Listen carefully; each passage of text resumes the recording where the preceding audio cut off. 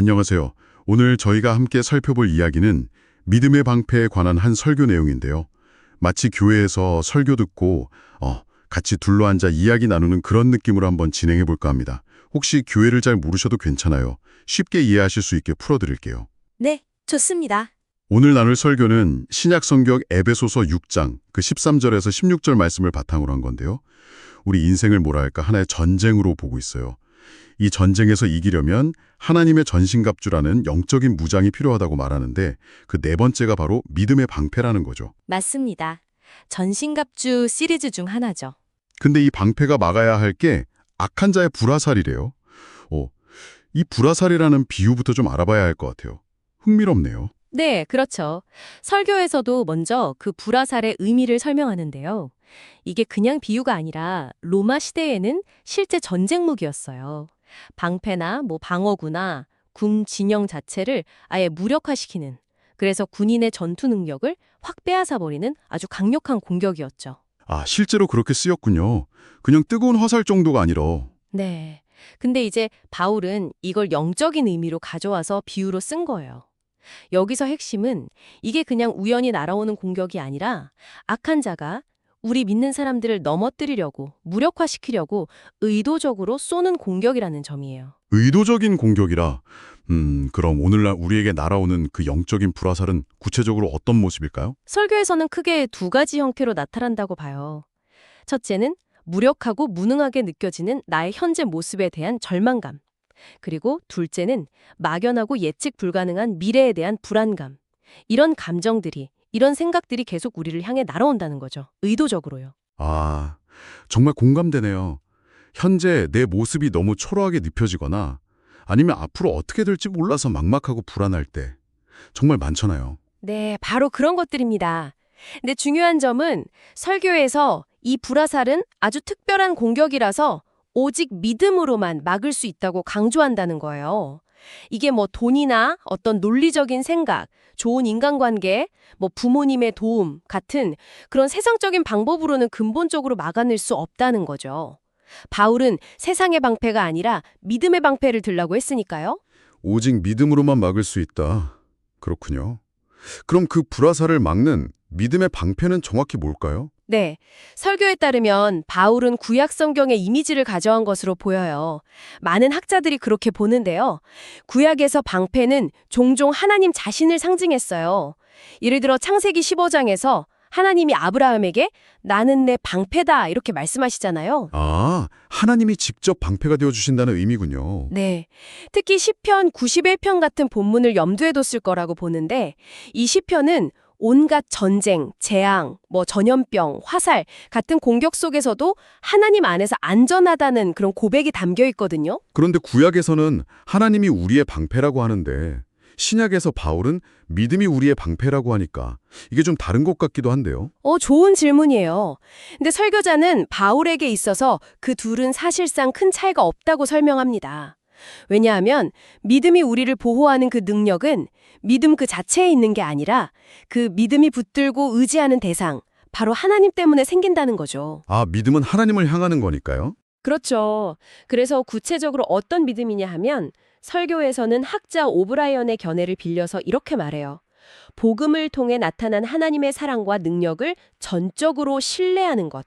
특히 악한 자의 불화살을 막고 있는 그 고통스러운 상황 속에서 예수 그리스도를 통해 나를 향한 하나님의 무조건적인 사랑, 그리고 나를 사랑하시는 그분이 결코 무능하지 않으신 전능하신 분, 그 능력, 이 두 가지를 굳게 신뢰하는 것, 이것이 믿음의 방패의 핵심 내용이라는 겁니다. 하나님의 무조건적인 사랑과 그분의 전능하신 능력. 머리로는 알겠는데 솔직히 현실에서 어려움이 닥치면 이걸 믿는 게 참 쉽지 않잖아요. 맞아요. 정말 어렵죠. 그래서 설교는 믿음 사건이라는 개념을 이야기합니다.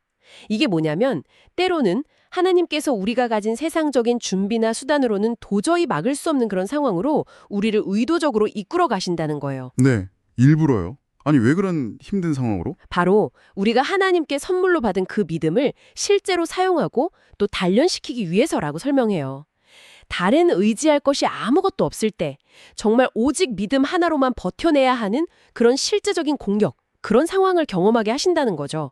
그래야 우리가 이 믿음을 사용하고 이 믿음이 더 단단해지고 커질 수 있으니까요. 아, 그러니까 이건 단순히 악한 자의 공격으로만 볼 게 아니라 그 위에 있는 하나님의 주권적인 섭리, 우리 믿음을 작동시키려는 하나님의 의도적인 순간, 이런 관점이에요. 어려움이 오히려 믿음 성장의 기회가 된다는 말씀이시군요. 네, 맞아요. 우리는 스스로 믿음을 키우기 어렵잖아요. 그래서 하나님이 때로는 강권적으로 그런 상황으로 우리를 몰아가시면서 그 경험을 통해 믿음이 사용되고 또 강하게 커지도록 하신다는 거죠. 아, 단순히 상황이 좋아지는 게 결과가 아니라 그 과정을 통해 내 믿음 자체가 강해지는 경험, 그게 더 중요하다는 거네요. 정확합니다. 이 믿음 사건의 결과는 형편이 나아지는 게 아니라 오직 믿음. 즉, 믿음의 방패를 사용할 수 있는 믿음의 경험과 성장뿐이라는 거예요. 하나님은 자녀들의 인생을 이런 방식으로 이끌어 가신다는 거죠. 그럼 그 믿음 사건 속에서 그 불화살을 맞는 와중에 우리가 구체적으로 신뢰해야 할 내용은 역시 그 두 가지인가요? 사랑과 능력? 네, 맞습니다. 설교는 다시 한번 그 두 가지, 하나님의 사랑과 능력을 강조해요. 첫째, 하나님의 사랑을 믿는다는 것은 이 불화살을 맞게 하시는 이 어려운 과정 전체가 결국에는 선하다, 그분의 주권적 섭리를 신뢰하는 것입니다. 시작과 끝만 선한 게 아니라 그 과정 자체도 선하다는 믿음이죠. 설교에서 존 파이퍼 목사님의 책에 나오는 페루 선교사 가족 이야기를 예시로 들었잖아요. 비행기 피격으로 아내와 딸을 잃는 끔찍한 비극 속에서도 남편이 이걸 주권적인 총알이었다고 고백하며 하나님이 모든 것을 당신의 선한 목적을 위해 사용하셨다고 믿었던 것처럼요.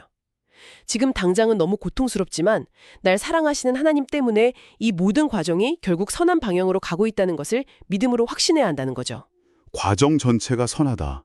쉽지 않은 믿음이네요. 그렇죠.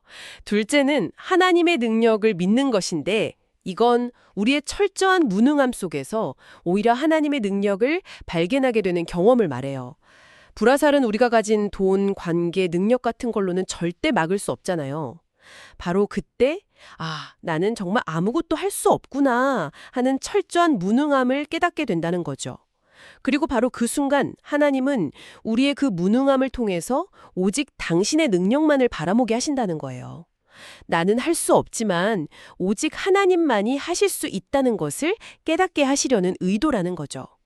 고린도후서 4장 7절 말씀처럼 이 보배를 질그릇에 가졌다는 것을 알게 하시려는 겁니다.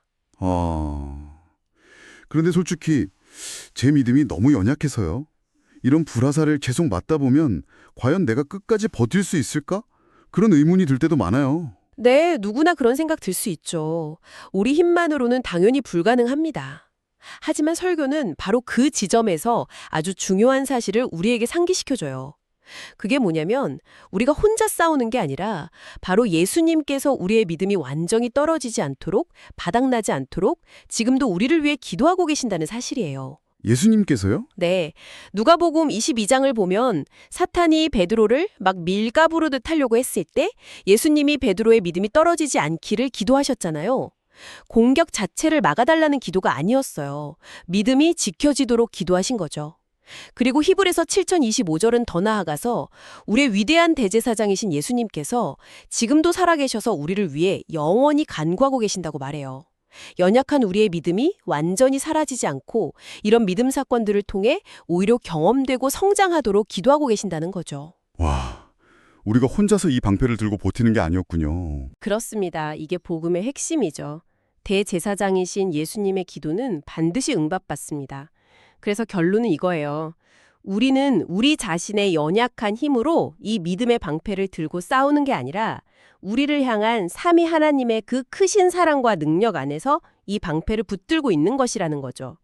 그래서 설교는 우리가 때로는 넘어지는 것처럼 보일지라도 나는 믿음이 없고 무능력할지라도 이 믿음의 방패를 계속 들 수 있도록 붙드시는 그 하나님의 은혜가 있기 때문에 우리는 반드시 궁극적으로 승리하게 될 것이라고 확신을 주는 겁니다. 단순히 버티는 것을 넘어서 성장하고 결국에는 승리하도록 하나님이 이끄신다는 거군요. 내가 과연 저 인간이랑 계속 살 수 있을까? 이런 생각을 하는 것도 내가 한다는 착각을 버려야겠네요. 맞아요. 내가 버티는 게 아니라 하나님의 은혜가 나를 붙들고 계시기 때문에 승리하는 거죠. 그래서 우리 삶에 어떤 불화살이 날아오더라도 우리에게 장착된 이 믿음의 방패, 즉 하나님의 사랑과 능력에 대한 신뢰로 그것들을 다 소멸시키면서 이 인생길을 계속 걸어갈 수 있다는 겁니다. 아, 오늘 이 설교 내용을 통해서 믿음의 방패라는 개념을 정말 새롭게 또 깊이 생각해보게 된 것 같습니다. 인생의 어려움을 불화살로 보고 그것을 이겨내는 힘을 단순히 내 의지나 노력이 아니라 하나님의 사랑과 능력에 대한 믿음으로 풀어낸 방식이 참 인상 깊었어요. 특히 내가 혼자가 아니고 보이지 않는 더 큰 힘, 그 삼위 하나님의 사랑과 능력 안에서 보호받고 붙들려 있다는 메시지가 큰 위로와 힘이 되는 것 같습니다. 그렇죠. 오늘 이 이야기를 들으시는 분들도 한번 생각해 보시면 좋겠어요. 당신의 삶에서 지금 불화살처럼 느껴지는 어려움은 혹시 무엇인가요? 그리고 그 어려움 앞에서 오늘 우리가 나눈 이야기처럼 어떤 보이지 않는 방패, 그러니까 당신이 궁극적으로 신뢰하고 의지하는 어떤 가치나 힘을 붙들면서 나아가고 계신지 잠시 돌아보는 시간을 가져보시는 건 어떨까요? 네, 정말 좋은 질문이네요. 오늘 이야기가 여러분 각자의 삶 속에서 여러분만의 방패를 발견하고 또 그것을 더 단단하게 붙드는데 작은 도움이 되었기를 진심으로 바랍니다.